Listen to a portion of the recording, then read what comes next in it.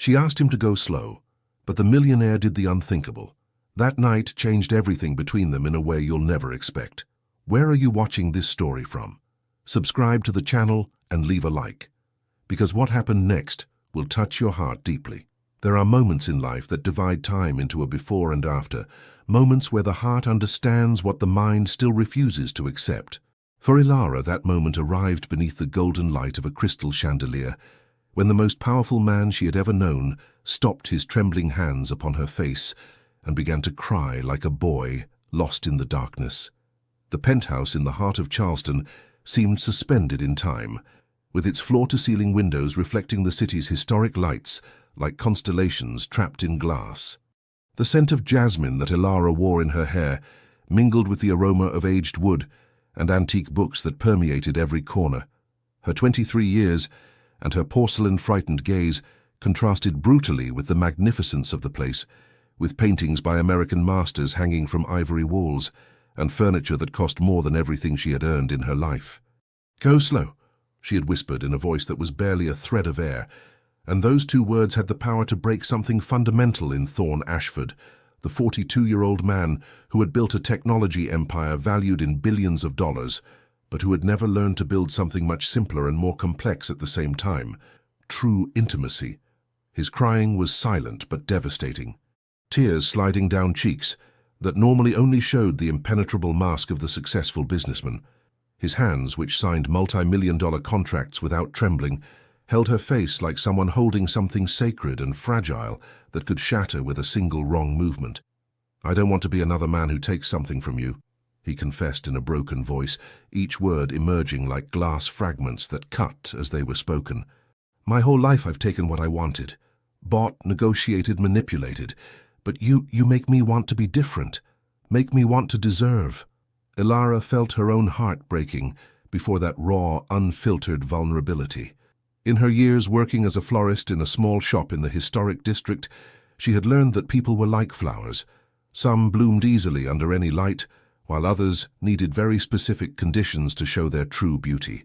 Thorne was one of the latter. The city beyond the windows continued its nocturnal rhythm, car lights gliding along cobblestone streets that had witnessed centuries of history, couples walking hand in hand through squares where the echo of footsteps resonated against antebellum architecture, tourists laughing in bars where the sound of live jazz mixed with passionate conversations about art and poetry.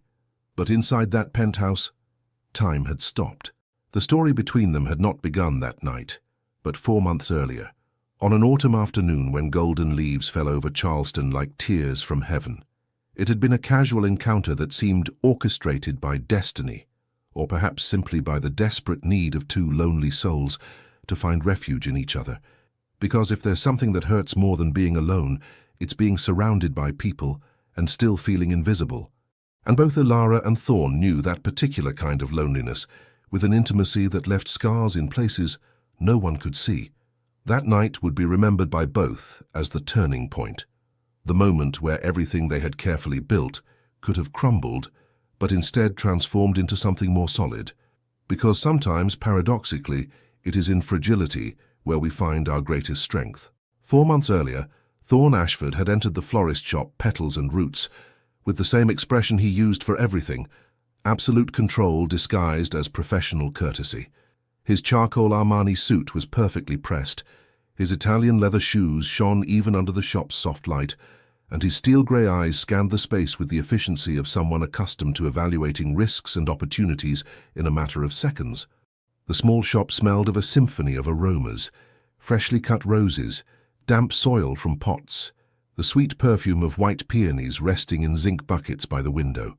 It was a brutal contrast to the aseptic offices of steel and glass where Thorne spent most of his days, surrounded by the constant hum of servers and the aroma of industrial coffee that never really tasted like coffee.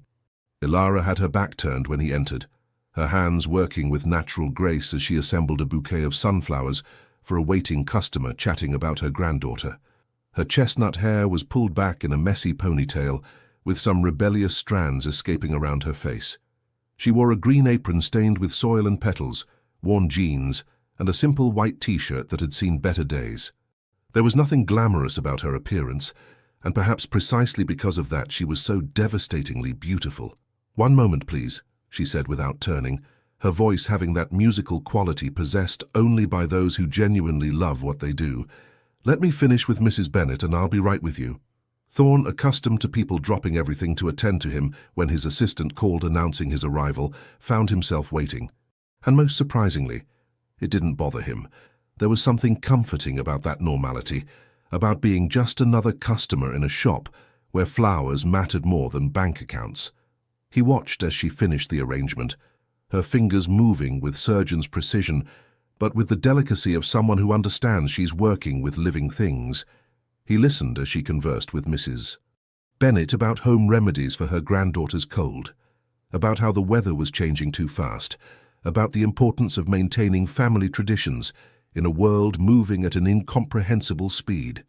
When Elara finally turned to him, her hazel eyes meeting his steel-grey ones, something happened, a spark, a recognition, as if two people who had been searching for something without knowing what suddenly found a clue in the other's face.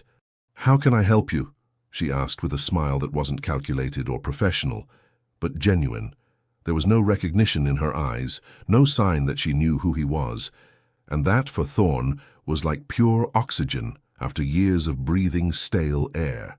"I need floral arrangements for my office," he responded, and his voice sounded strange even to his own ears. Less authoritative, almost human. Something that brings life to a space that feels too cold. Elara tilted her head, studying him with an intensity that made him feel naked in a way no business negotiation had ever achieved. She wasn't looking at his expensive suit or his Patek Philippe watch. She was looking at his eyes, his hands, the tension in his shoulders.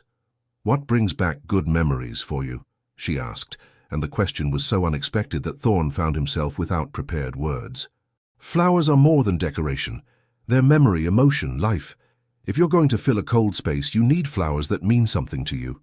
He opened his mouth, closed it. In his mind, a mental file of appropriate corporate responses remained blank. No one had asked him something like that in years. What brought him good memories? The New England boarding schools where he grew up, with their cold stone hallways and military discipline. The family dinners where silence weighed more than words. The offices where he built his empire, sacrificing everything else.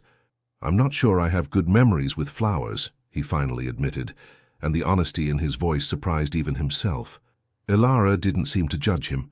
Instead, she smiled with an understanding sadness that suggested she too knew about absences. "Then let's start from scratch. Lilies are perfect for that. They represent new beginnings, purity of intention, the possibility of starting over without carrying the weight of the past." When she wrapped the bouquet of white lilies half an hour later, her fingers brushed his as she handed over the package. It was a brief, accidental contact, but it left a deeper mark than any handshake in boardrooms. $50, she said, and he almost laughed at how absurdly low the price was compared to his financial reality. He paid with cash, leaving a $100 bill and refusing change with a wave of his hand. "For new beginnings," he said as he left, and Elara watched him disappear into the street with a strange sensation in her chest, as if she had just met someone important, though she didn't know why. The lilies lasted exactly 4 days before Thorne returned to the florist shop. This time he carried the same mask of control, but there were visible cracks in it. He entered just before closing, when Elara was cleaning buckets and organizing flowers that hadn't sold. "They wilted too quickly," he said by way of explanation, holding the dead stems as evidence. It was a terrible lie, and they both knew it. The lilies had lasted exactly as long as they should have lasted. He simply needed an excuse to return. Elara dried her hands on her apron, fighting against a smile that threatened to betray her own interest. "Lilies are delicate. They need fresh water every 2 days, and their stems cut diagonally. Did you do that?" "I have people who handle those things," he responded, and immediately regretted it when he saw how her expression hardened slightly. "Then maybe the problem isn't the flowers," she said with gentleness but firmness. "Living things need direct attention. You can't delegate care and expect them to flourish." It was a reprimand disguised as gardening advice, and they both understood the deeper message. Thorne felt something move in his chest, a mixture of shame and admiration. This woman, with her soil-stained apron and worker's hands, had just given him a lesson that no $1,000-an-hour business consultant had managed to convey. "You're right," he admitted, "and the words cost more than any corporate acquisition ever had.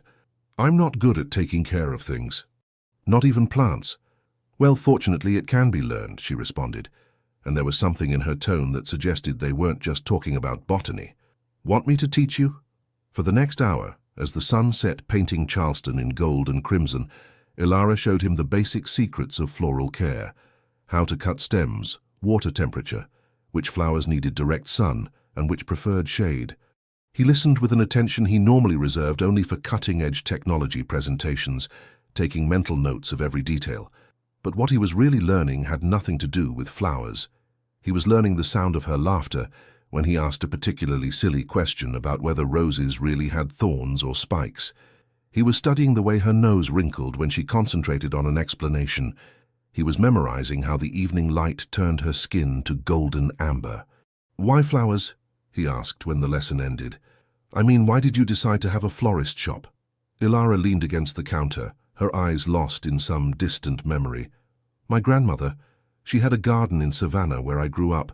She used to say flowers were like people. They needed the right soil, just the right amount of light and shadow, and above all, they needed to be seen, really seen. Not just observed in passing, but appreciated in their uniqueness." Sounds like a wise woman. She was. She died 3 years ago and left me enough money for the deposit on this place. It wasn't much, but it was all she had. She told me the only true wealth is doing what you love and helping beautiful things grow. Ilara looked at him directly. "What about you? Why technology?" Thorne considered lying, giving the corporate answer about innovation and progress.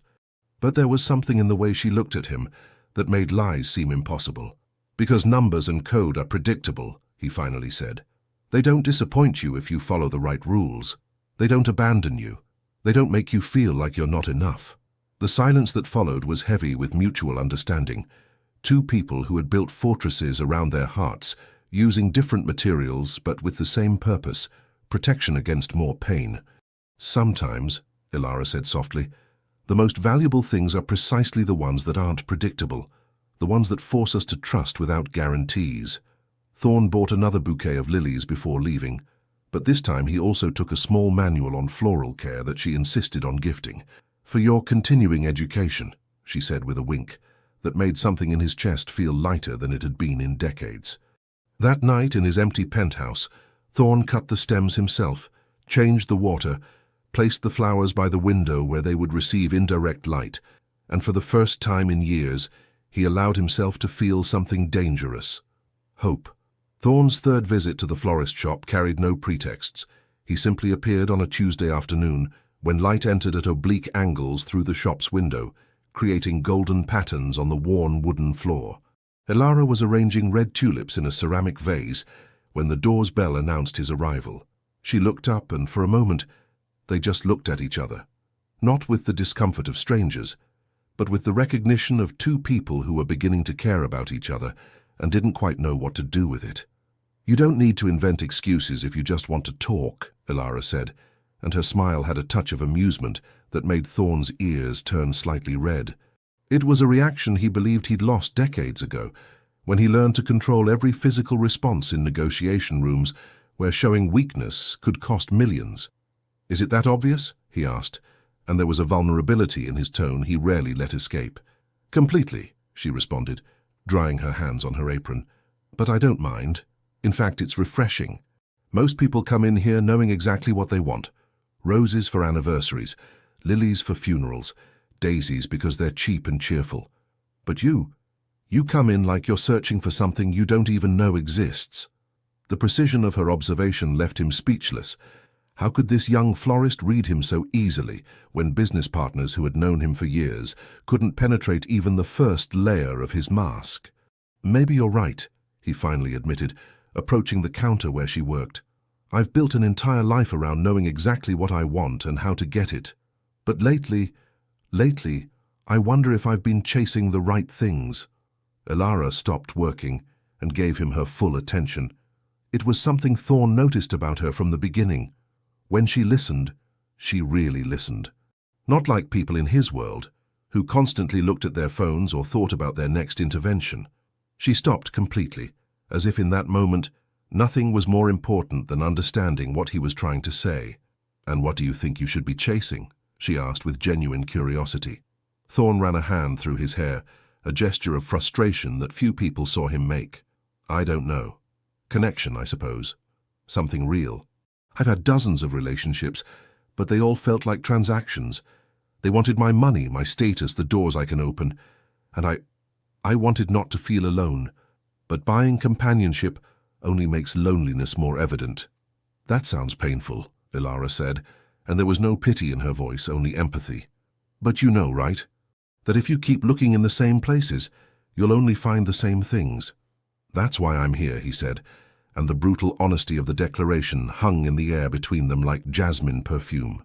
It was then that she made a decision that would change everything. "Would you like to help me close up? I have to make deliveries in the neighborhood. We can talk while we walk. No pressure, no expectations, just two people getting to know each other." Thorne Ashford, the man who had negotiated with presidents of multinational companies without blinking, felt his heart accelerate at the simple invitation. "I'd love to." They spent the next hour walking through Charleston's narrow streets, Ilara carrying bouquets to homes where elderly ladies received her with kisses on cheeks and conversations about grandchildren and ailments. Thorne carried the heavier flowers, feeling strangely useful in a way that signing checks had never made him feel. Between deliveries, they talked. He told her about his childhood in Boston, about parents who were never emotionally present and who sent him to boarding schools from age 7, about how he learned that love was conditional, based on achievements and behavior, never simply given for existing. She talked about growing up in a working-class neighborhood where everyone knew each other, where community was more important than individualism, about a mother who had suffered at the hands of a controlling man, and how that had formed in Ilara an iron determination to never depend on anyone financially, about the promise she had made to herself: she would be self-sufficient or she would be nothing. "That's why the florist shop is so important," she explained, as they walked past the old market, its historic structure rising like a monument to the city's past. "It's not just a business. It's my proof that I can take care of myself, that I don't need anyone rescuing me." Thorne understood then the first real obstacle in any connection that might form between them.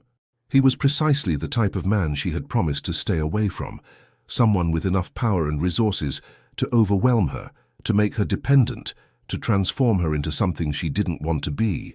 "I respect that," he said carefully, "and I don't want to be someone who complicates your independence, but I also think there's a difference between dependence and connection, between needing someone because you can't manage on your own and choosing to share your life with someone because it makes it better." Ilara stopped in front of an old bookstore's window, looking at her reflection in the glass, as if searching for answers in her own image. "It's easy to say that in theory, but I've seen how the lines blur, how support becomes control, how sharing transforms into possession." "You're right," he admitted, "and I understand why you're cautious. If I were in your place, I would be too. I'm just asking, give me the chance to prove that not all men with resources are controllers, that I can be someone who supports you without taking away your power." She looked at him then, really looked, and in her eyes he saw the internal battle, the desire to believe against the fear of being disappointed, hope against experience. "I can't promise anything," she finally said, "but I'd like to keep getting to know you. Slowly, without pressure." "Slowly is fine," Thorne responded, and he smiled with a warmth that completely transformed his face. "I have all the time in the world." He didn't know then how prophetically he had spoken, nor how much those words would be tested in the months to come. The first seismic tremor in the relationship arrived exactly 6 weeks after that walk through Charleston. Ilara arrived at the florist shop on a Monday morning to find a manila envelope in her mailbox. Inside were photographs of her, dozens of them taken without her knowledge during the past weeks, entering her apartment, buying groceries at the market, walking through the park where she fed stray cats every morning. There were also documents, detailed reports on her financial history, her past relationships, even interviews with neighbors asking about her character, all compiled professionally, exhaustively, invasively. The attached note was brief. "Report requested by Mr. Ashford. Case closed. Subject verified as non-threat. Payment received. Ilara's hands trembled as she held the photographs. She felt nausea rising in her throat. Violation. That's what she felt. A violation of her privacy, her trust, everything they had been building. She didn't go to work that day. Instead, she took a taxi directly to the corporate offices of Ashford Technologies, a glass and steel building that rose over the financial district like a monolith of capitalist ambition. The receptionist tried to stop her, but there was such ferocity in Ilara's eyes that the woman instinctively backed away. She burst into Thorne's office during a video call with Japanese investors. He looked up, surprised, and for a microsecond, his face lit up at seeing her. Then he saw what she carried in her hands and the color drained from his cheeks. "I'll call you back," he said abruptly, cutting the call without waiting for a response. He stood up, hands raised in a gesture of surrender. "Ilara, I can explain—" "Explain?" The word came out like a whip. "Explain how you turned me into a dossier? How you sent detectives to investigate my life like I was a business transaction that needed verification?" She threw the photographs onto his mahogany desk, where they scattered like visual accusations. "You followed me. You photographed me without my consent. You interviewed my neighbors, examined my finances, turned my life into data for your consumption." "I had to be sure," he said, and the weakness of his own defense hit him even as the words came out. "I've been deceived so many times, Ilara. Women who pretended interest just to get to my bank account. I needed to know you were different." "And what gives you that right?" she shouted, and it was the first time in years she had raised her voice so much. "What makes you think your fear justifies invading my privacy? You turned what was between us into an investigation. You reduced me to a potential risk that needed to be evaluated." Thorne ran his hands over his face, and when he spoke, his voice was rough with contained emotion. "You're right, you're absolutely right. I have no excuse. I did exactly what I've done with everything in my life. Tried to control it, quantify it, make it safe. And in doing so, I violated your trust in the worst possible way." "You know what's saddest," Ilara said, and now tears ran freely down her cheeks. "That I was starting to believe you could be different. That not all men with power see women as things to possess and control. But you did exactly that. You investigated me like you'd investigate a corporate investment." "No," he protested, rounding the desk, but she backed away when he tried to approach. "You're not an investment. You're the only real thing I've had in decades. And precisely because of that, I panicked. Because you meant too much. Because the idea that you might not be real, that you might be another disappointment, was unbearable. So you live your life so terrified that you destroy anything good before it has a chance to bloom," Ilara said with devastating clarity. "You don't trust anyone, so you guarantee that no one can trust you." The silence that followed was so heavy, it seemed to have physical mass. Thorne sank into his chair, suddenly looking older than his 42 years, defeated, broken. "What can I do?" he finally asked, and there was such desperation in his voice that it almost broke her determination. "How do I fix this?" "I don't know if you can," Ilara responded honestly. "Building trust takes time. Destroying it only takes a moment. And you demolished it with the foundations included." She headed for the door, needing to get away before the temptation to forgive him too quickly overwhelmed her. But at the threshold she stopped.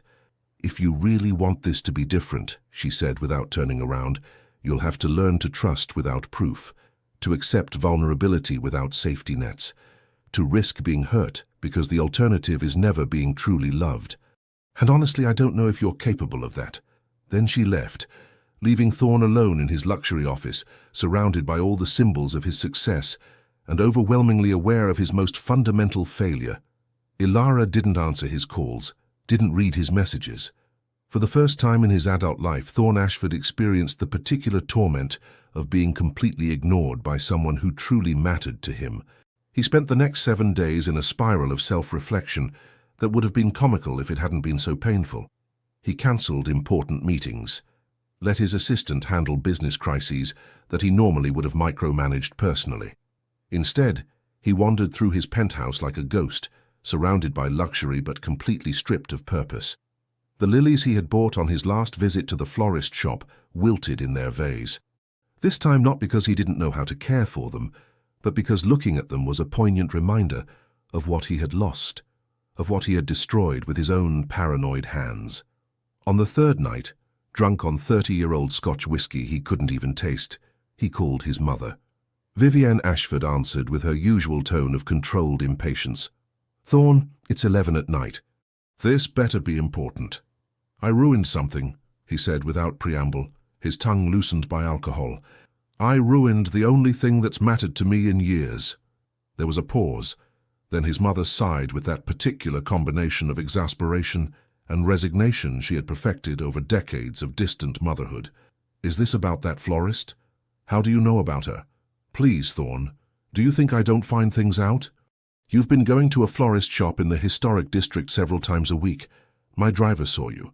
A young girl, no connections, no money. Exactly the type of person you should avoid." "She's exactly the type of person I should have met years ago," he contradicted with a vehemence that surprised them both. "She's real, Mother. Genuine. She doesn't want my money or my name.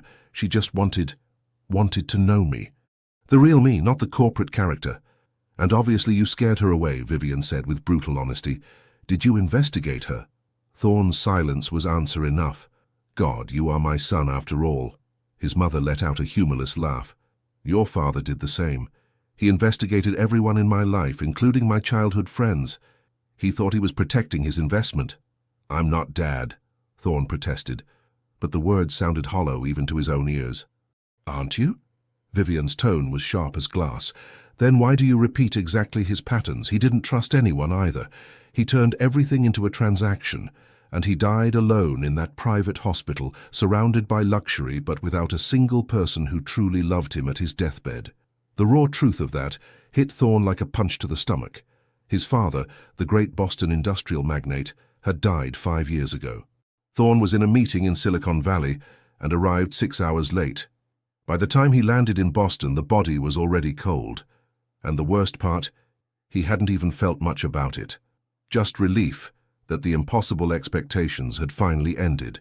"I don't want to end up like that," he admitted, and for the first time since childhood, he cried in front of his mother. "I don't want to die without having truly loved, without having truly trusted." Vivienne was silent for a long moment. When she spoke again, there was something different in her voice, something that might have been tenderness buried under layers of self-protection. "Then you'll have to do something your father never could. Change. Really change. Not just say the right words.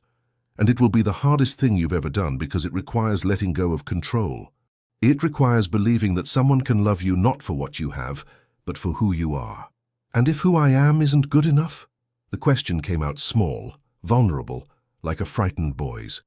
"Then you'll have to become someone who is," his mother responded with brutal simplicity. "But first, you need to figure out what good means beyond numbers in bank accounts and impressive titles."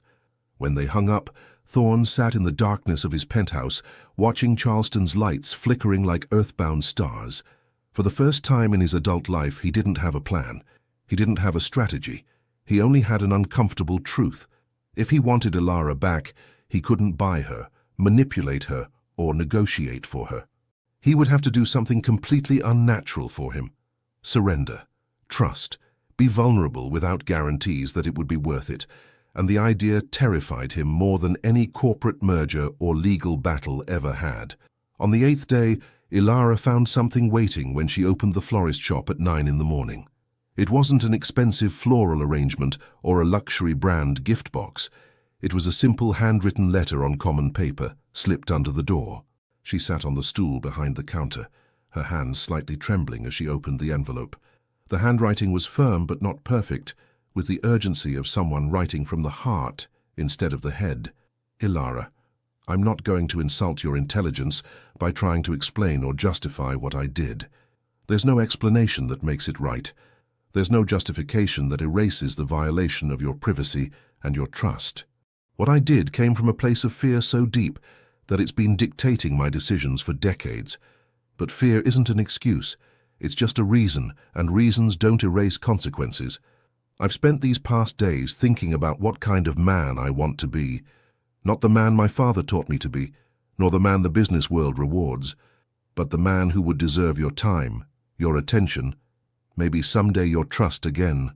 I'm not asking you to forgive me. Not yet.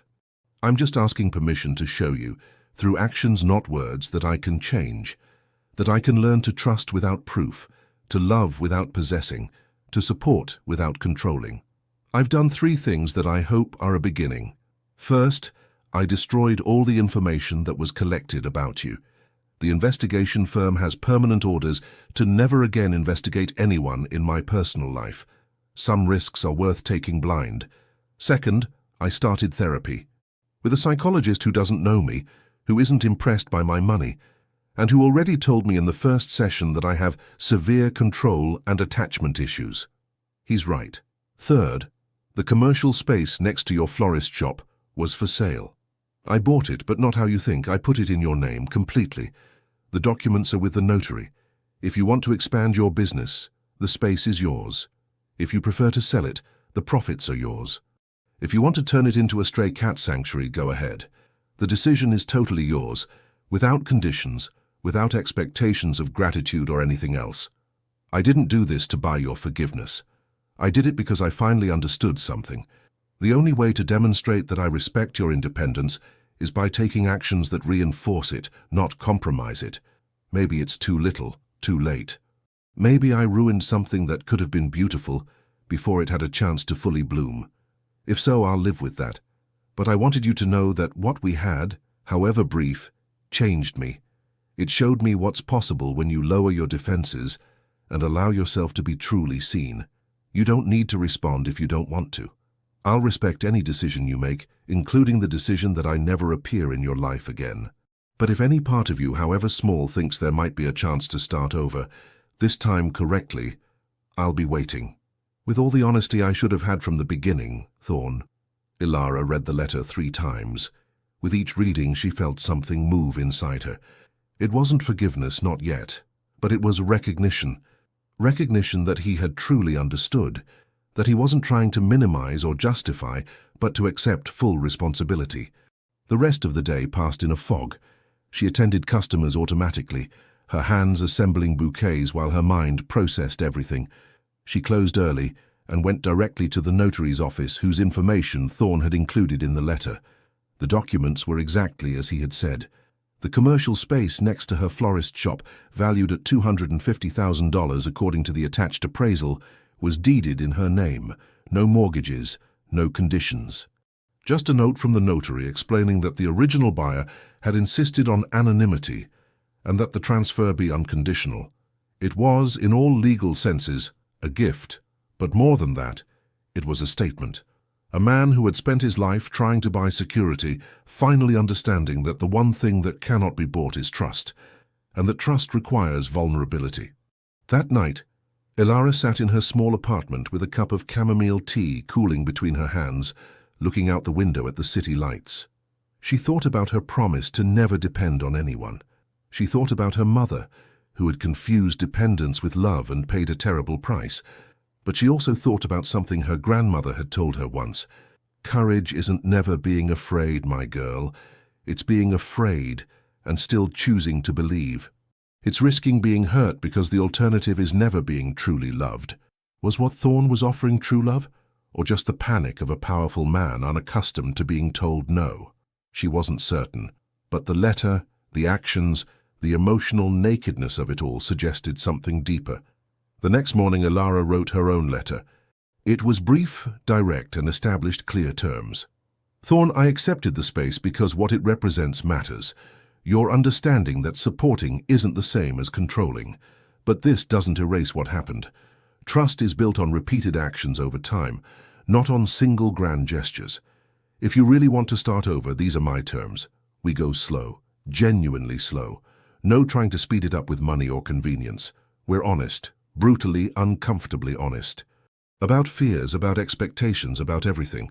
We respect boundaries, mine, yours, no pressure, no manipulation, no guilt. If any of these terms are a problem, it's better to know now. If you agree, we can have coffee. Just coffee, in a public place. Like 2 people getting to know each other for the first time, correctly this time. Ilara. She slipped the letter under his corporate office door at 6 in the morning, before anyone arrived. She didn't wait for a response. She simply returned to her florist shop and opened as always, feeding the stray cats first, arranging the flowers after. The response came 2 hours later, a simple text message. Tomorrow, Charleston Coffee Roasters, 3 p.m. Thank you for the chance I don't deserve but will fight to earn. And so amid mistakes and wounds, wounded pride and newly discovered vulnerability, they began again. Not from zero, because the scars remained, but from a place of greater honesty, where both had learned that true love requires courage to trust more than power to control. Charleston Coffee Roasters occupied a corner of Marion Square, with its wrought iron tables spilling onto the brick pavement like black seeds scattered by the wind. It was mid-November, and Charleston wore the colors of late autumn, burnt gold, deep ochre, shadows lengthening early as the sun declined toward the horizon. Ilara arrived 5 minutes late deliberately. A small assertion of control, that she wasn't desperate for this, that her life continued with or without Thorne Ashford in it. She wore her usual clothes, jeans, a mustard-colored cotton blouse, her hair pulled back in a loose braid. Nothing special. Nothing that suggested she had tried on 3 different outfits that morning before deciding that authenticity was more important than impression. He was already there, sitting at a table by the iron railing, looking at the square with a distant expression. To Ilara's surprise, he wasn't wearing a suit.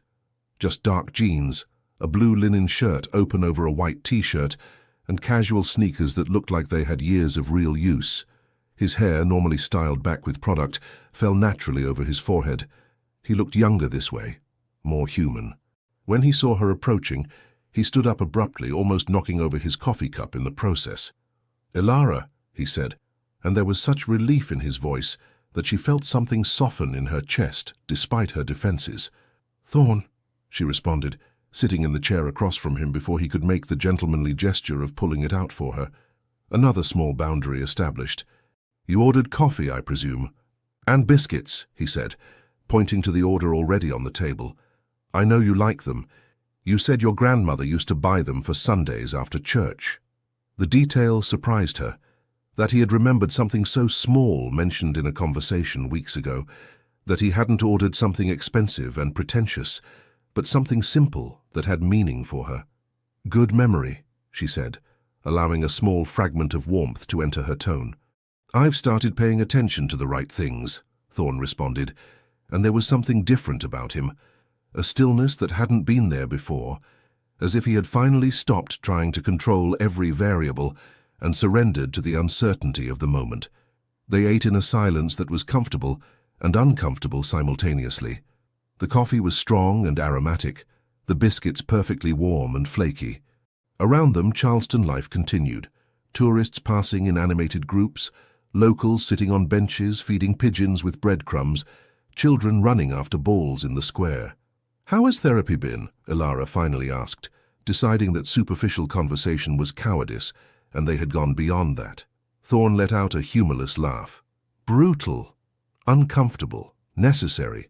My therapist says I have what he calls avoidant attachment caused by childhood emotional neglect.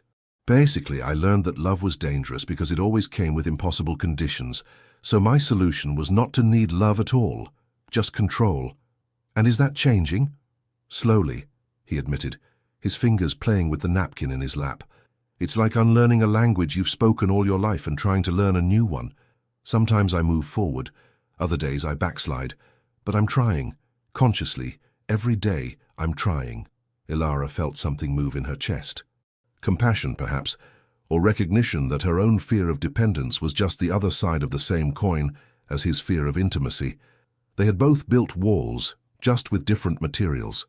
"I've been thinking," she said carefully, "about my own part in what happened. Not what you did, that was completely your responsibility, but my reaction to it, how quickly I was ready to believe the worst. How my own fear made me see betrayal where maybe there was just reflected fear." "No," Thorne shook his head vehemently.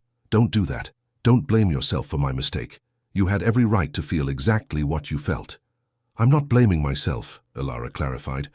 "I'm just recognizing that I also have work to do, that if we're going to try this, I need to be able to see your actions clearly, not through the filter of past traumas.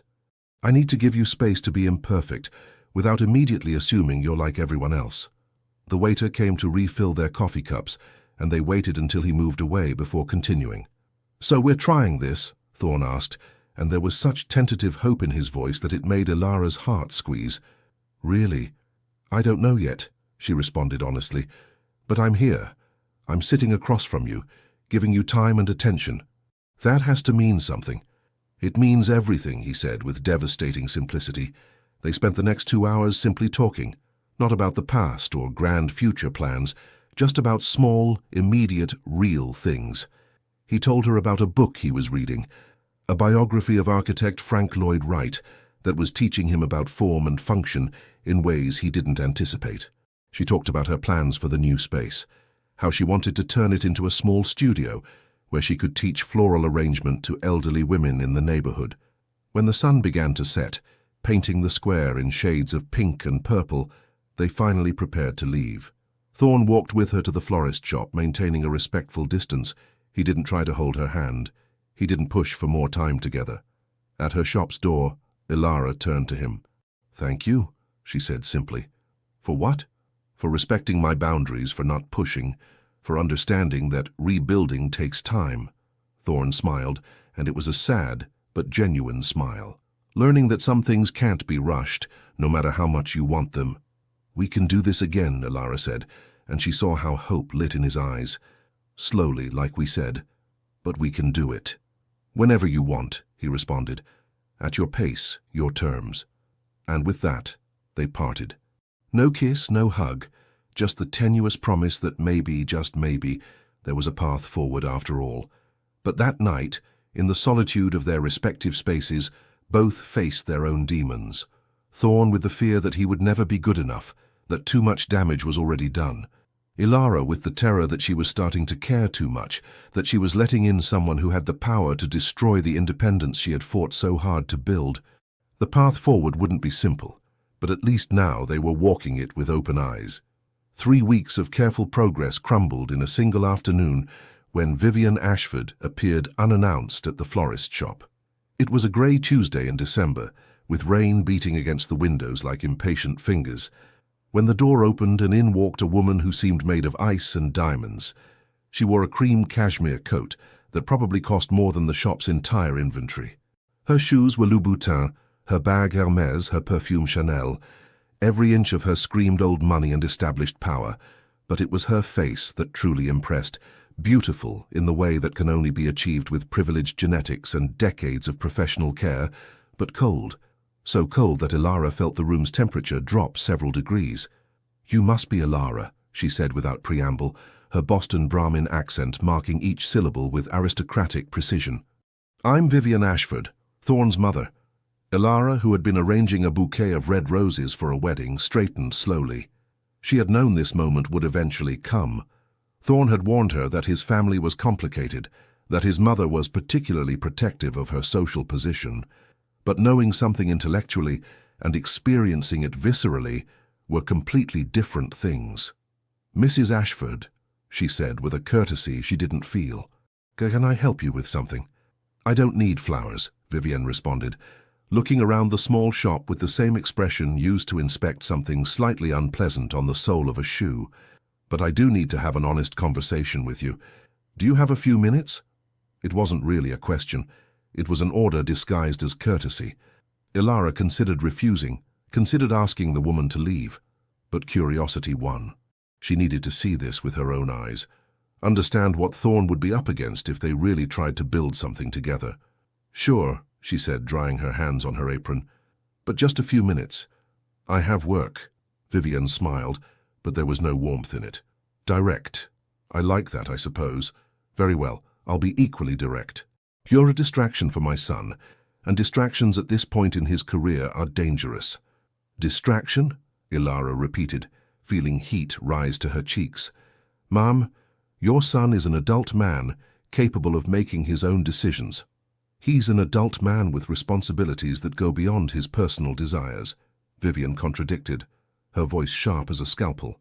"There are mergers in process, deals with international partners, expectations from certain families with appropriate daughters. And you're a sweet girl, I'm sure, but you don't belong in that world."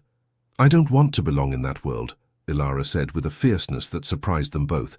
And if Thorn wanted someone from appropriate families, he would have already chosen one. He chose me. Did he really? Vivienne approached the counter, her eyes dissecting Ilara with surgical precision. Or are you just a convenient fantasy? The poor but pure girl who makes him feel noble and less empty for a while, until the novelty wears off and he realizes he needs someone who can actually stand beside him in his world.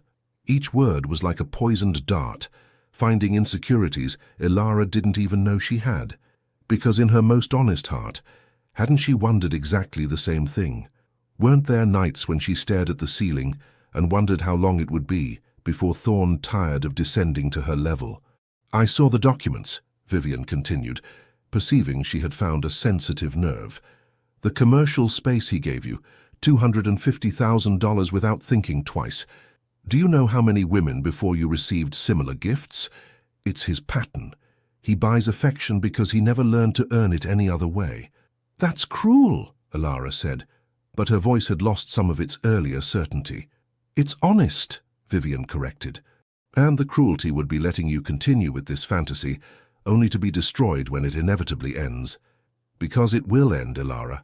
It might take months or even a couple of years, but it will end. And when it does, you'll be the one who gets hurt, because you're the one who really feels he's just playing at being human for a while.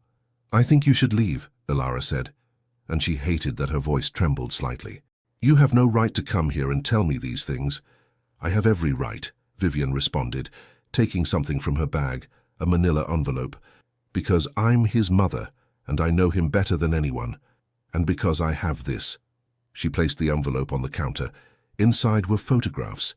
Thorn with other women over the years, at galas, on yachts, on exotic trips. Dozens of beautiful faces that Ilara didn't recognize, but all sharing something in common. The same look of initial fascination that she probably had in her own eyes when she looked at Thorn. They all thought they were special, Vivienne said softly, almost with gentleness. They all believed he truly saw them, and they were all replaced when something newer and shinier caught his attention. Do you really think you're different? Ilara felt nausea rising in her throat.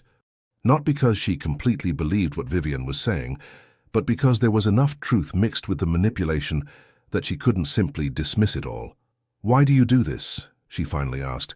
If you really love your son, why sabotage his happiness?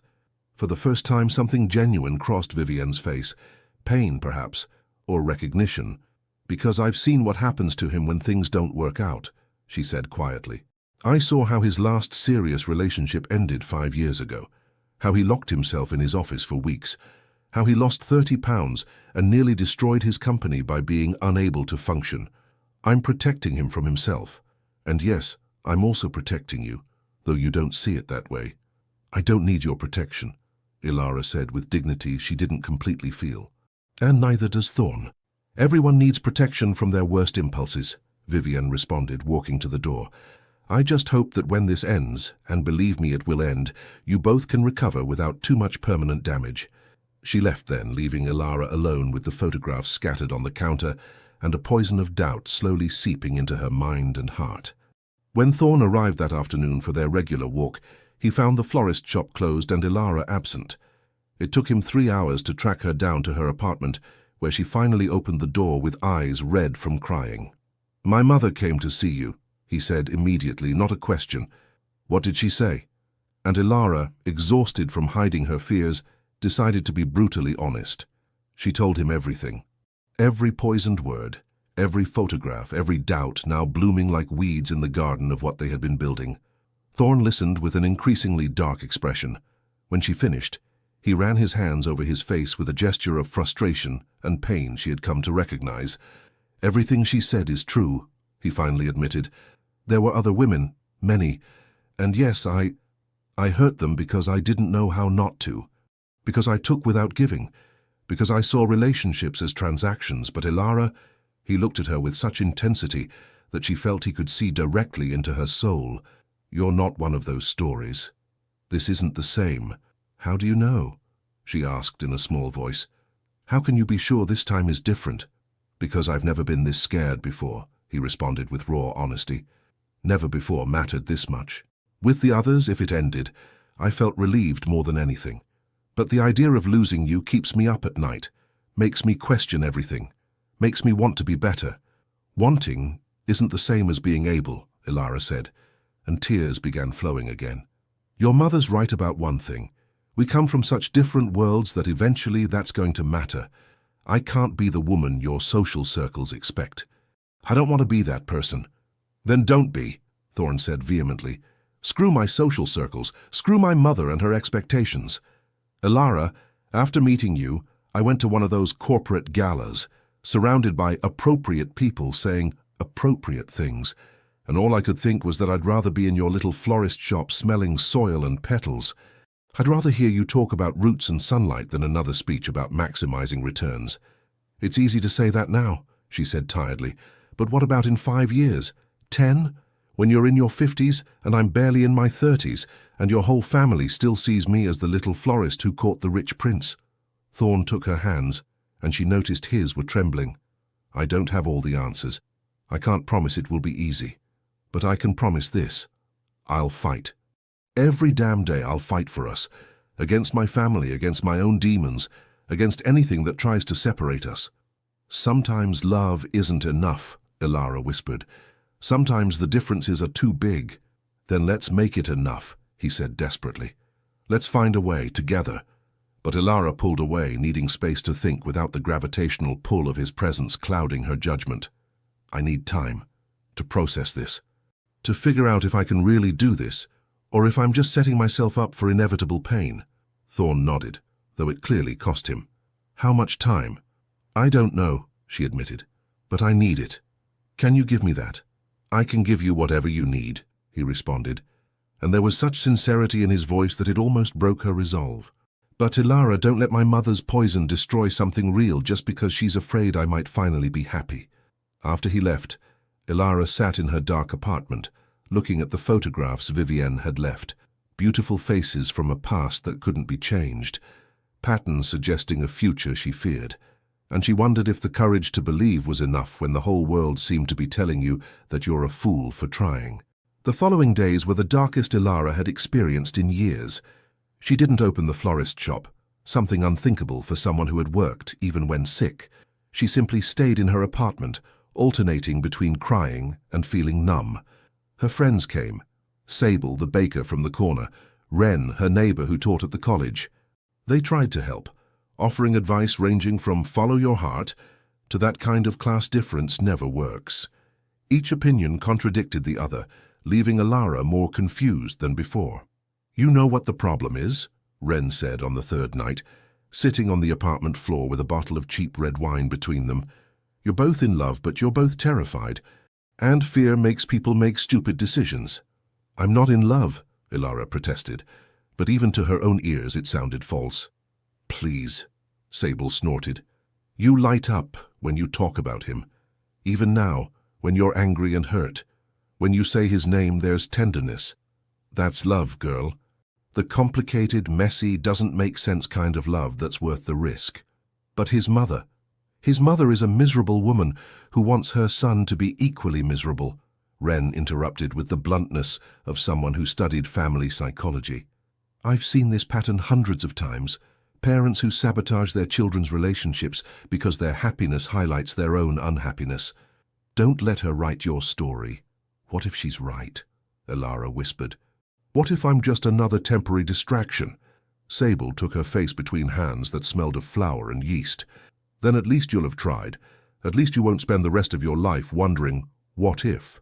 Regret for the things we didn't do hurts more than the pain of things we tried and failed. That night, alone again, Ilara thought long and hard about her own mother, about how that woman's fear of being alone had led her from toxic relationship to toxic relationship.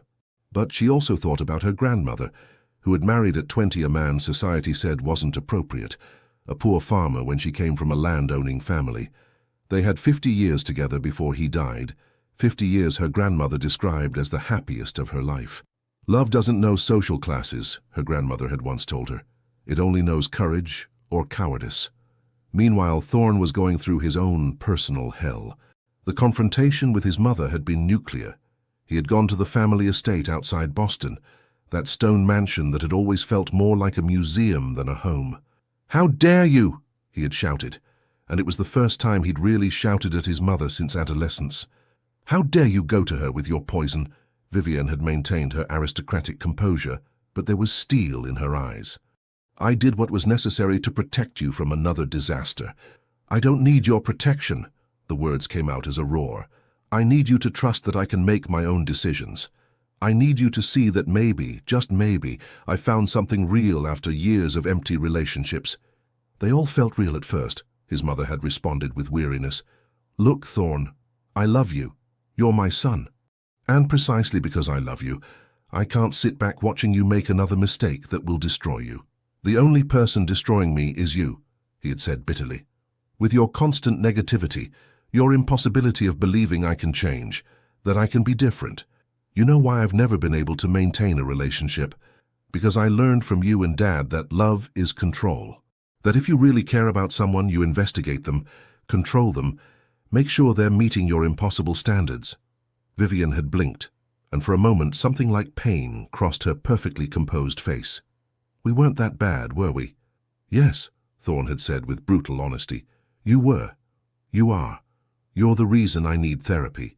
You're the reason I don't know how to love without possessing. And if I lose Ilara because you planted doubts in her head, I swear I'll never forgive you." He had left then, leaving his mother alone in that too large house, surrounded by luxury and self-inflicted loneliness. But the damage was done. Ilara wasn't responding to his messages, wasn't answering his calls, and he, accustomed to solving problems with money or power, didn't know how to fix something that required patience and faith. His therapist told him during that week's session, "Sometimes the best thing you can do is let go, give space, trust that if it's real, it will survive time and distance." But letting go was the hardest thing Thorn had ever tried to do. Every fiber of his being wanted to go find her, convince her, fix it now. Control was his comfort zone. The vulnerability of simply waiting was torture. On the 7th day after the confrontation, something broke in both of them simultaneously. Ilara, exhausted from her own fear, decided that Sable was right. Regret would be worse than risk. Thorn, trembling with vulnerability but determined, decided to do something completely unnatural for him. Surrender totally. They arrived at the square where they had met for coffee, without having coordinated, guided by some shared instinct. It was 9 at night, and the square was nearly empty under yellow lights creating golden pools on the pavement, wet from recent rain. They saw each other from opposite sides of the square and walked toward one another, not running but with purpose. When they finally met in the center, they both began speaking at the same time. "I'm sorry. I miss you." They stopped, and then, for the first time in a week, they really smiled. "You first," Thorn said. Ilara took a deep breath. "I've been thinking about fear and courage, about my mother and my grandmother, and I realized I've been letting fear write my story.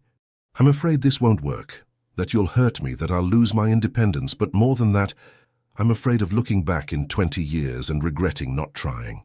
I'm afraid too," he admitted, "afraid of not being good enough, that eventually you'll see who I really am beneath all the therapy and good intentions and realize my mother was right, that I'm fundamentally broken in ways that can't be fixed." "You're not broken," Ilara said fiercely. "You're wounded. There's a difference. Broken things can't heal, wounded things can." Thorn felt something break in his chest. Relief, hope, love. "I don't know how to do this right," he confessed. "I don't have a manual for healthy relationships, but I want to learn. I want to try. If you're willing to be patient with me." "I have patience," she responded, "but I also need something from you. I need you to defend this, to defend us. That when your mother or others come with their poison, you stop them, because I can't fight your whole world while also trying to trust you." "That I can do," he said with conviction. "In fact, I already did. I made it clear to my mother that if she wants to be in my life, she needs to respect my decisions. And if she can't do that, then she'll choose to miss my life. I chose. I choose you." Tears ran down Ilara's cheeks now, but they were different. Not from pain, but from relief, from hope, from the overwhelming emotion of being chosen by someone who finally understood what that meant. "I choose you too," she whispered, with all the fear and uncertainty. "I choose you." They embraced then, in the middle of the empty square, under lights that turned their shadows into one. And for the first time since they met, they both felt something that had been elusively out of reach. Peace. It wasn't the end of their struggles. There would be more obstacles, more doubts, more difficult moments. But it was a beginning, a true beginning, built not on fantasies, but on conscious choice and mutual courage. Summer settled over Charleston with its particular tropical beauty. The stones of the colonial buildings took on an intense golden tone under blue skies, and the harbor sparkled like liquid sapphire. But inside the newly expanded florist shop, something new was blooming. Ilara had transformed the additional space into exactly what she had imagined, a community workshop. Every Tuesday and Thursday afternoon, a group of older women from the neighborhood gathered to learn floral arrangement.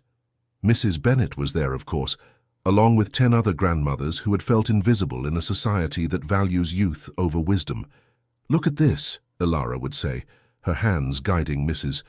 Lopez's as they created a centerpiece with eucalyptus branches and white roses.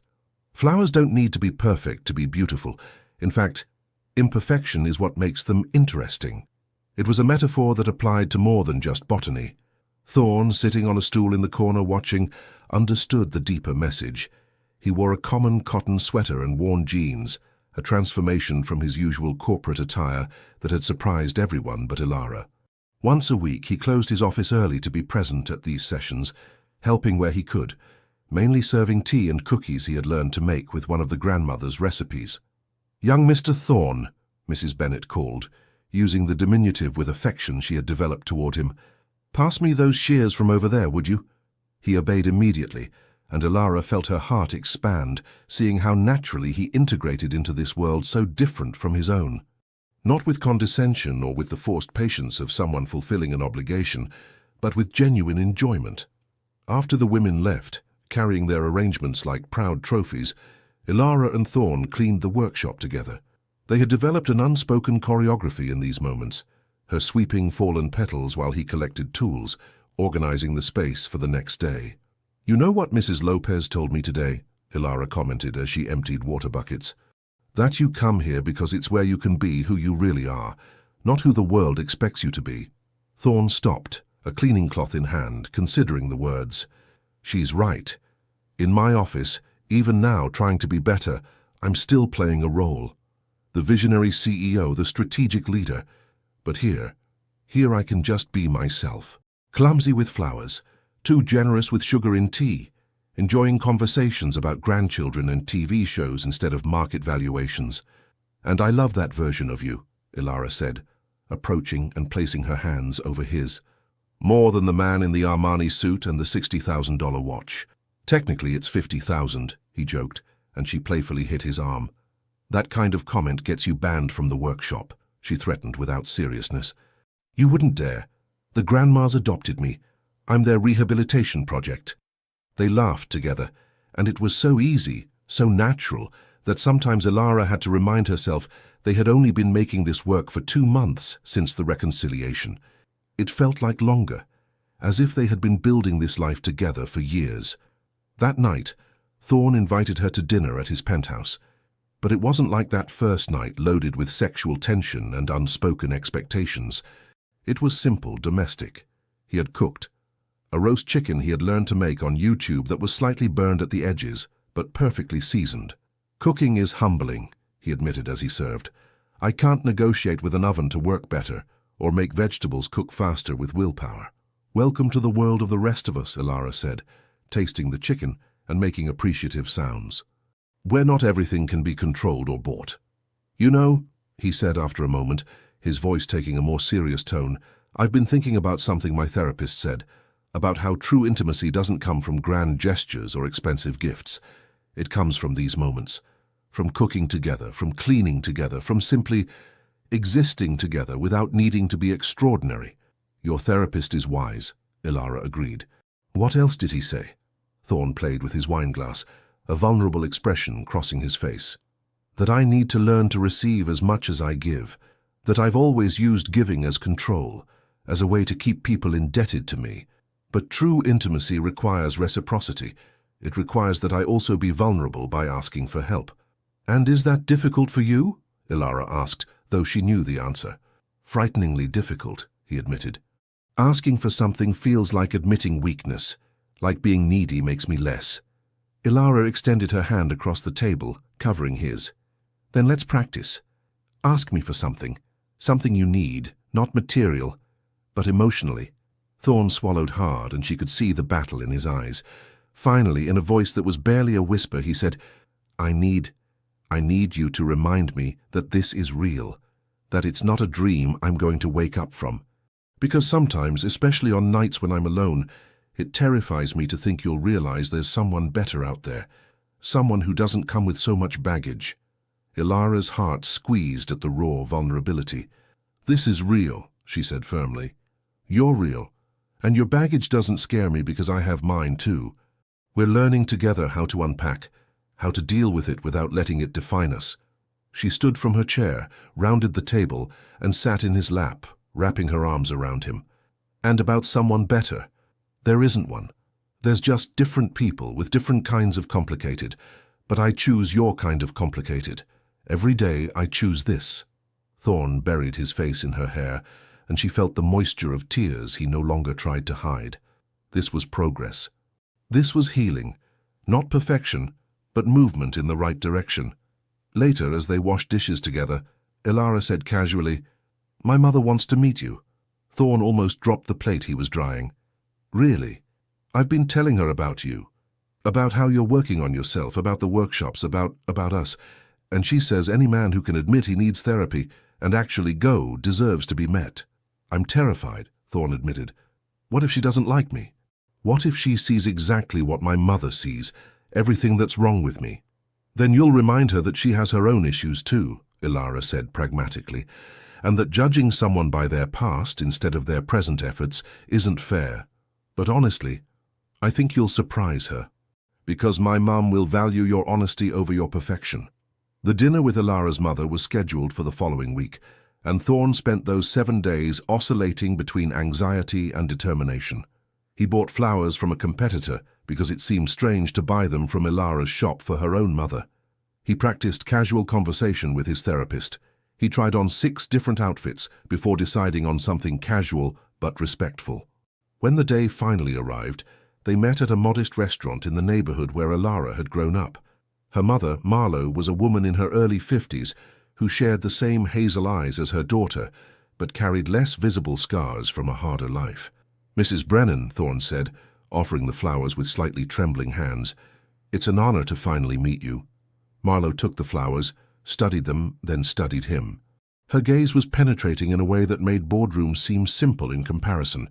Finally, after what seemed like an eternity, she smiled. Sit down, Thorn, and please, call me Marlo. Any man who makes my daughter cry and then works so hard to fix it deserves at least the chance to explain himself. It was a difficult but honest dinner. Marlo didn't soften her questions. She asked directly about his past relationships, about the investigation he had done, about his intentions with Ilara. But Thorn, to his credit, didn't lie or sugarcoat anything. He was brutally honest about his failures, his ongoing work in therapy, and his commitment to being better. What worries me most, Marlo said as they had coffee at the end of the meal, isn't your money or your past. It's that my daughter, who fought so hard for her independence, might lose herself in you, in your world, in your needs. That's also my biggest fear, Thorn admitted. That unintentionally my love becomes a cage. That's why I work so hard not to control, to respect her boundaries, to celebrate her independence instead of seeing it as a threat. Marlo nodded slowly. My ex-husband said he loved me, but his love felt like suffocation. Like every day I lost more of myself until there was nothing left. I don't want that for Ilara. Neither do I, Thorn said vehemently. And if you ever feel I'm taking things in that direction, I give you permission to call me directly and tell me I'm being an idiot. For the first time that night, Marlo laughed genuinely. Oh, I don't need your permission for that, but I appreciate the offer. When they said goodbye that night, Marlo briefly hugged Thorn. Take care of my girl, she said quietly, and let her take care of you too. That's what makes relationships work. Mutual care, not unilateral salvation. In the taxi back to the penthouse, Ilara asked, "So? Did you survive?" "I survived," Thorne confirmed. "And I think your mother is incredible. Terrifying, but incredible." "She is," Ilara agreed with pride. "And she liked you, I could see it. She probably won't admit it for months, but she liked you." "How do you know?" "Because she didn't let you pay the entire bill," Ilara said with a smile. "She insisted on paying her share. That means she sees you as an equal, not as a rich guy trying to buy her approval." Thorne considered that, then smiled. "Your mother is wiser than I realized." "The Brennan women generally are," Ilara joked. "Remember that for future reference." And as Charleston sparkled outside the taxi windows, they both felt something solidify between them. Something built not on frenzied passion or grand gestures, but on honesty, hard work, and the daily decision to choose each other even when it was difficult, especially when it was difficult. March arrived with its characteristic unpredictability. Days of brilliant sun alternating with sudden storms that made Charleston's streets shine like rivers of white stone underwater. It was during one of these storms, when everything Ilara and Thorne had built faced its greatest test. The news came through an article in the Wall Street Journal. An investigative journalist had uncovered information about the mergers Ashford Technologies was negotiating. But that wasn't what turned the article into a bomb. It was a photograph. Thorne leaving a luxury hotel in New York with a woman who wasn't Ilara. The article insinuated an extramarital affair, suggested that the fairy tale romance with the Charleston florist was just publicity, while the tech magnate maintained his true habits. Ilara discovered the article when Sable burst into the florist shop at 7 in the morning, phone in hand and an expression of protective fury. "Tell me it's not true," she demanded. "Tell me this damn article is a lie." Ilara took the phone with numb hands. She read, reread. The photograph was real, no doubt. Thorne in a formal suit, leaving the Plaza Hotel with a blonde, elegant woman in an evening dress. The date, 3 weeks ago. She felt the world tilt beneath her feet. 3 weeks. When they supposedly had been building something real, when she had let her defenses down completely. "I need to talk to him," she said in a voice that sounded distant even to her own ears. "Now." Thorne answered his phone on the first ring. "I saw it," he said immediately. "Ilara, please come to my office. I can explain. It's not what it looks like."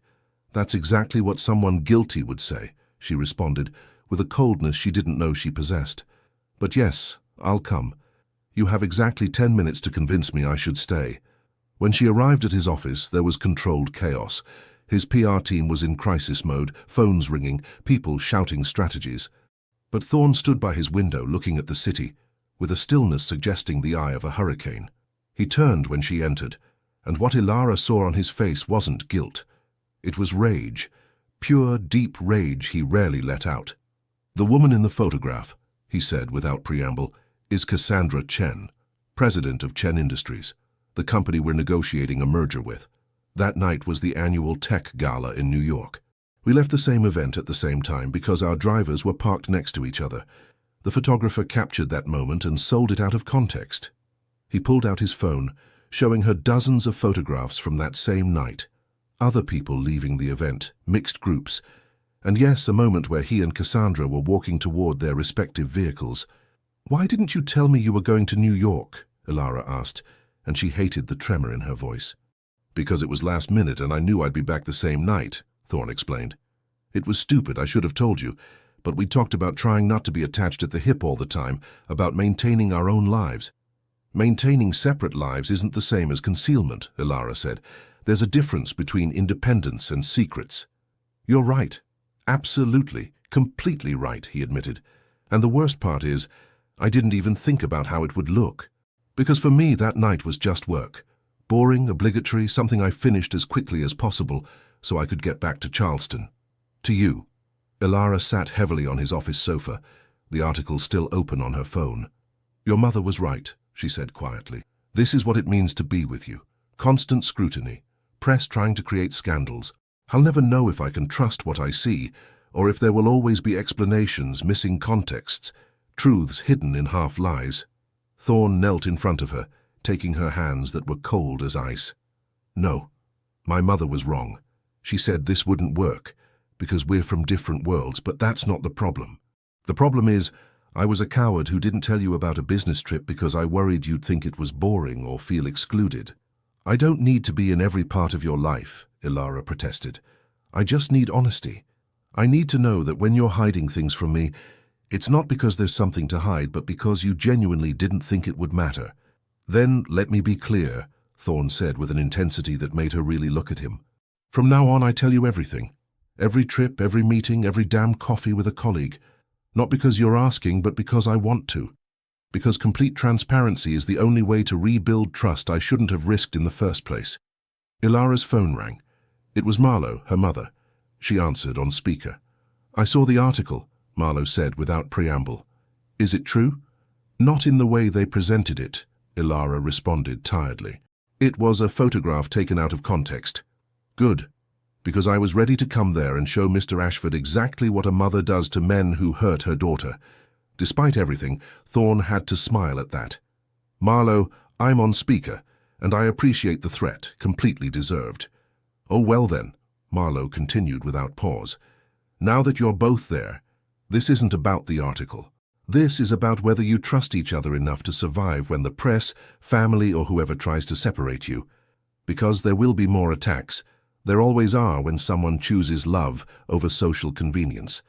The question is, will you let outside opinions dictate your relationship? There was silence after she hung up. Ilara looked at Thorne, really looked. She saw the tension in his jaw, the fear in his eyes that this might be the end. But she also saw the honesty, the vulnerability, the way he wasn't making excuses but accepting responsibility. My mother's right, she finally said. This is going to keep happening. Your world comes with this level of scrutiny. The question is, do I trust you enough not to let it destroy me every time? And do you trust? Thorne asked, and there was so much weight in that question. Ilara thought about the past 5 months, about how he had changed, really changed, about the flower workshops and home-cooked dinners, about meeting her mother and being honest with his therapist, about how every day he chose vulnerability over control. Yes, she said, and she felt the truth of it resonate in her bones. I trust you. Not blindly, not without fear, but enough. Enough to believe your explanation. Enough to keep trying. Thorne let out a breath he didn't know he was holding. I won't disappoint you, he promised. Not again. You probably will, Ilara said with brutal honesty, because you're human. You'll make mistakes, I'll make mistakes. But if we keep choosing each other after each mistake, if we keep being honest, even when it's uncomfortable, then maybe we have a chance. The rest of the day they spent managing the crisis. Thorne made a public statement clarifying the situation, including testimony from Cassandra Chen, confirming there was nothing between them. The tabloids lost interest when it became clear there was no real scandal. But more important than the public response was what happened that night. Thorne arrived at Ilara's apartment with a bottle of common wine, not the expensive one from his personal cellar, and a handwritten list. What's this? She asked, taking the pages. All my commitments for the next 6 months, he explained. Business trips, galas, important meetings, with dates, locations, and estimated duration. Not because I think you need to monitor me, but because I want you to know where I am, so there are never surprises like this again. Ilara looked at the list, her throat tightening with emotion. It was a small but profound gesture, a choice of transparency over privacy, of connection over autonomy. There's a date here marked in green, she noticed. April 15th. Important event. Bring Ilara. Thorne blushed slightly. It's the annual Ashford Technologies Gala, the event of the year for the company. I normally go alone or with some business partner, but I thought if you're comfortable, I'd like you to come with me, as my partner, officially. That's a big step, Ilara said carefully. Meeting your public world, not just your family, but your entire industry. I know, and there's no pressure. If it's too much, I completely understand. But I wanted to make the offer. I wanted you to know I'm not hiding you, that I'm proud to be with you and want the world to know. Ilara considered. Part of her wanted to refuse, keep her world separate from his. But another part, the part learning about courage and commitment, knew this was important. Not just for him, but for both of them. "I'm going to need a dress," she finally said, and the smile that lit his face was like sunrise. "Can I—" he began, then stopped, remembering her boundaries about him paying for things. "You can come with me to buy it," Ilara conceded, "and you can even give your opinion, but I pay. It's important to me." "Understood," he agreed, kissing her forehead with a tenderness that made her heart sing. That night, as they slept intertwined in her small apartment, they both knew they had survived something significant. Not the falseness of the article, but the real test of whether they could communicate in crisis, whether they could choose each other even when doubting was easier. And they had passed. Bruised perhaps, but stronger. With roots growing deeper in soil, they now knew could bear weight. April 15th arrived with an autumn clarity that made Charleston shine like a polished jewel. Ilara spent the morning at the florist shop, her hands working on autopilot, while her mind oscillated between anticipation and terror about the approaching night. The dress she had chosen hung in her apartment, midnight blue silk that she had found in a local boutique after rejecting 4 more expensive stores Thorne had suggested. It cost $300, a fortune for her, but manageable if she split the payment. It was simple, elegant, and made her feel like an elevated version of herself rather than someone else's costume. Ren arrived at 4 to help with hair and makeup. "You're going to be spectacular," she promised, while curling strands of Ilara's chestnut hair. "And if anyone treats you condescendingly, remember, you're the one who has that man's heart. They only have their bank accounts." "That should be more comforting than it actually is," Ilara admitted, looking at her reflection with something like bewilderment. She looked beautiful, even glamorous, but she still felt like Ilara the florist playing dress-up. "Feeling like an imposter is normal," Ren said as if reading her mind, "but remember, it's not you who doesn't belong.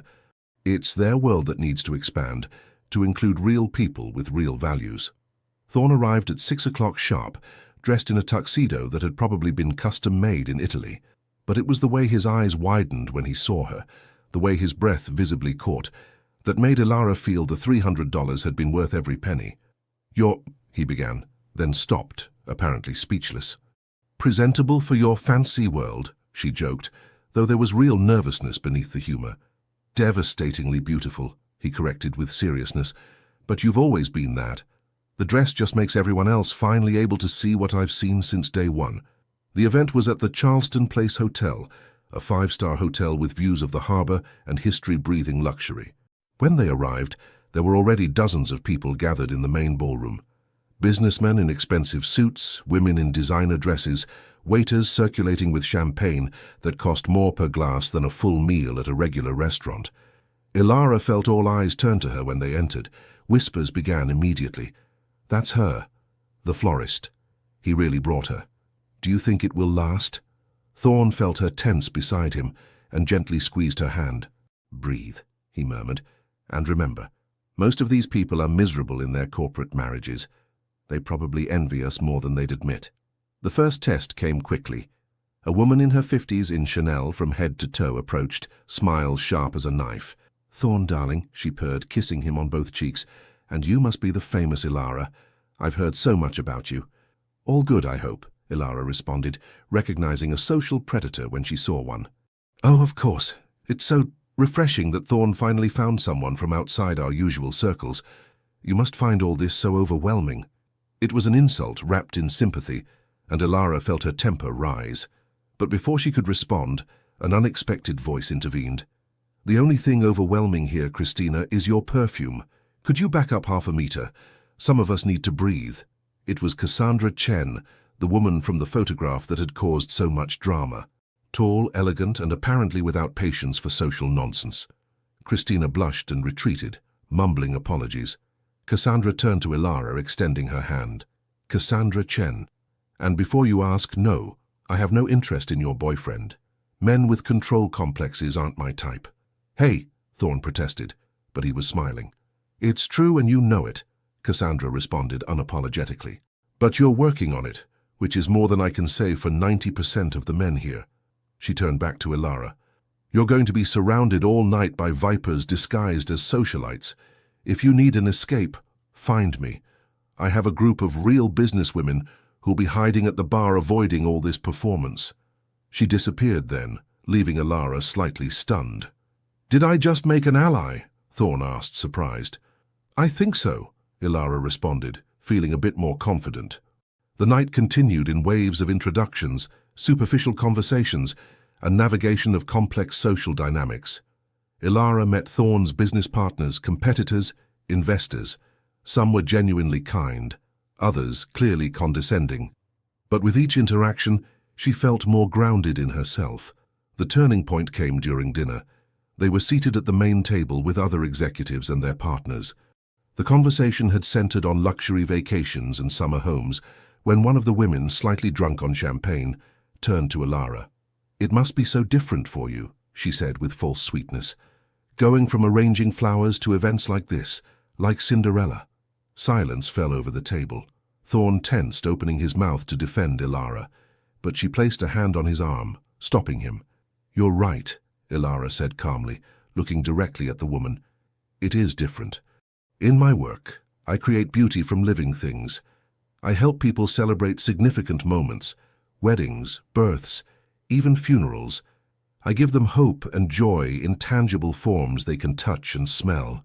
She paused, letting her words settle. "And yes, I don't have millions in the bank. I don't have summer homes or vacations on private islands. But I have something no amount of money can buy. I know who I am. And I don't need validation from anyone here to feel valuable."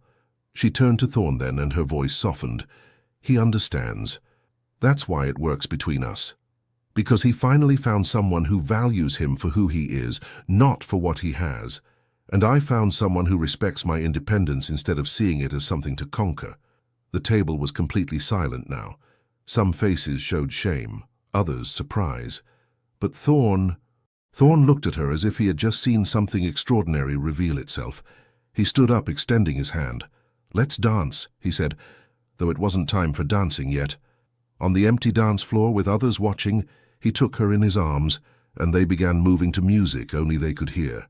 "That was—" he began, searching for words. "Too much?" Ilara asked, suddenly insecure. "Did I embarrass you?" "Perfect," he corrected, pulling her closer. "It was perfectly, devastatingly honest, and it made me realize something important." "What?" "That I've been worried about whether you'd fit into my world. But the truth is, I don't want you to fit in. I want you to challenge it, to remind everyone here, including me, what's really important. Because you're right. I've been chasing things that don't matter while ignoring the one thing that does. Genuine connection." Ilara's eyes filled with tears. "Are you saying this because it's romantic, or because you really mean it?" "I mean it," he said with total certainty. "And more than that, I want to change things. Not just in my personal life, but in how I run the business. I want to build a company that values people over profits, that creates technology that connects instead of isolates. And I want to do that with you by my side, reminding me what matters when I lose my way." "That's a big responsibility," Ilara said, but she was smiling through the tears. "That we'll carry together," Thorn responded, "if you'll let me." The real music began then, and others joined them on the dance floor. But Ilara and Thorn barely noticed, lost in their own world, where the only things that mattered were the silent promises they made to each other with every step. Later that night, on the hotel's terrace, with Charleston sparkling below like a carpet of earthbound stars, Thorn took both of Ilara's hands in his. "There's something I want to tell you," he began, and his voice trembled slightly. "Something I should have said weeks ago but was terrified." "What?" Ilara asked, her heart beating faster. "I love you," he said simply. "Not the superficial kind, not the kind I've confused with love in the past, but the kind that makes me want to be better, the kind that scares me as much as it excites me, the kind I know is real because it makes me vulnerable in ways nothing else ever has." Tears ran freely down Ilara's cheeks now. "I love you too," she whispered, "even when it scares me, even when I'm not sure how it's going to work." "I love you." They kissed then, under the southern stars, with the weight of their words finally spoken floating between them like promise and blessing simultaneously. It was the climax of their story, but also the beginning of something deeper. Because true love doesn't end with confession. It only begins there. 6 months later, On an October night when leaves were falling over Charleston again like golden tears from heaven, Ilara and Thorn found themselves in the penthouse where everything had changed that first night. It had been 6 months of growth, challenges, and love deepening with each passing day. Thorn had fulfilled his promise to change his business focus, launching community initiatives and mentorship programs for entrepreneurs from working-class neighborhoods. Ilara had expanded her florist shop to 3 locations, each including community workshops that now taught not only floral arrangement, but also business skills. They'd had fights, of course, moments where old patterns threatened to resurface. But each time, they chose communication over silence, honesty over pride, love over ego. Marlo and Vivian had even developed an uncomfortable alliance, united in their protective love for their respective children and their cautious mutual respect. They weren't friends, probably never would be, but they had learned to coexist at family dinners that were no longer battlefields but spaces of truce. That particular night, Thorn had recreated that first dinner. The same soft music, the same city lights glowing below. But there was a crucial difference. This time there was no hidden tension or unspoken expectations, just the deep comfort of 2 people who truly knew each other, scars included. After dinner, they danced on the terrace under the stars. And it was then that Thorn knelt, taking a small velvet box from his pocket. "Ilara," he began, and his voice held all the vulnerability he had learned to embrace instead of hide. "That night, months ago, when you said, 'Go slow,' and I stopped, something fundamental changed in me. For the first time in my life, I put someone else's needs before my own. And in that moment of pause, of true attention to another person, I found something I'd been searching for my whole life. My humanity." Tears were already running down Ilara's cheeks as he continued. "You taught me that love isn't possession, that true power comes from vulnerability, not control, that being seen in all your naked truth and still being chosen is the greatest gift anyone can give." He opened the box, revealing a simple ring, not the massive diamond his wealth could buy, but a gold band with a small emerald set in it, the green of the flower stems she loved so much. "I'm not asking you to be my wife because I need to complete myself. So I'm asking because I want to walk beside you, as equals, building a life that neither of us could build alone. Will you marry me?" Ilara knelt in front of him, taking his face between her hands. "Yes," she said in a voice breaking with emotion. "1,000 times yes, because you showed me that true love isn't finding someone perfect, but finding someone willing to grow, and we'll grow together, stumbling and learning, but always choosing each other." He slipped the ring on her finger, and they kissed with the tenderness of those who had fought for this, who knew how easily it could have been lost, and who appreciated its value because of that very fragility. Later that night, wrapped in blankets on the couch, watching Charleston glow under the moon, Ilara spoke what had been in her heart since that first fateful night. "You know what I realized," she said softly. "That night when you stopped, when you chose my needs over your desires, you didn't just change yourself. You changed me too. You taught me that asking to go slow isn't weakness, that setting boundaries isn't rejection, that I can be strong and independent while also allowing someone to care for me." "We taught each other," Thorn corrected. "You taught me to let go of control.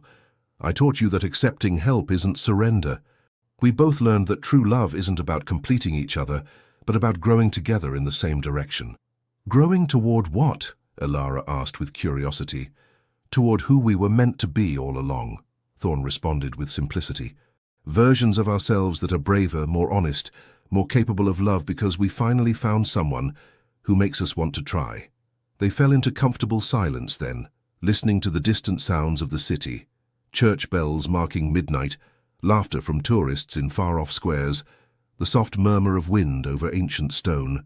"Do you ever regret it?" Thorn asked after a moment. "Choosing me? All the complication I brought into your life?" Ilara considered honestly. "There were moments that were difficult, yes. Moments when I wondered if it would be easier to love someone simpler. But easy isn't the same as valuable. And you're worth every difficulty. Every moment of doubt I had to overcome, every fear I had to face made me stronger." "Same for me," Thorn admitted. "You challenged me in ways no one else dared. You forced me to confront parts of myself I'd ignored for decades. And yes, it hurt. But that pain was the pain of growth, not destruction. Then we don't regret, Ilara concluded, resting her head on his shoulder. We're just grateful. Grateful, Thorn repeated, kissing her hair. For that night, for your courage to say go slow, for my choice to really listen, for everything that came after. In the months and years that followed, they would build a life that honored both worlds. They would divide their time between the penthouse and a small apartment above the florist shop. They would mix gala dinners with pizza in the box nights. They would travel the world, but always return to Charleston, to the cobblestone streets where it all began. They would have children eventually, 2 kids who would learn about flowers and technology, about working with hands and minds, about the value of both independence and interdependence. But more than anything, they would keep the lesson of that first night, that true love isn't about taking or possessing. It's about pause, about listening, about choosing the other's needs even when it's difficult, about the courage to be vulnerable and the strength that comes from trusting without guarantees. Because sometimes the most revolutionary act in a world that teaches us to grab everything we can is simply to stop, to really look at the person in front of you, and to choose their well-being over your desire. That was the night that changed everything, not because they consummated a physical relationship, though eventually they would when both were truly ready, but because a man learned to stop his hands and a woman learned to ask for what she needed. And in that space between pause and asking, they found something they had both been searching for their whole lives, a love that didn't require perfection, just honesty. A love built not on grand gestures, but on small daily choices. A love that recognized that the most valuable people aren't those who never hurt us, but those who, when they do, have the courage to own it, apologize, and change. As Charleston slept under the stars and the harbor sang its eternal song, Ilara and Thorn held each other, knowing they had found something rare. Not a fairy tale where everything was easy, but a real story where 2 imperfect people chose to build something beautiful from their shared wounds. And that, they discovered, was the best story of all, because in the end, true love isn't about finding someone who fills your empty spaces. It's about finding someone who inspires you to fill those spaces yourself, while they do the same beside you. It's about growing in parallel, 2 separate plants that intertwine but maintain their own roots, creating something stronger than either could be alone. And as the city lights flickered like promises in the darkness, they both knew they had found exactly that. Not perfection, just possibility, and sometimes that's far more valuable.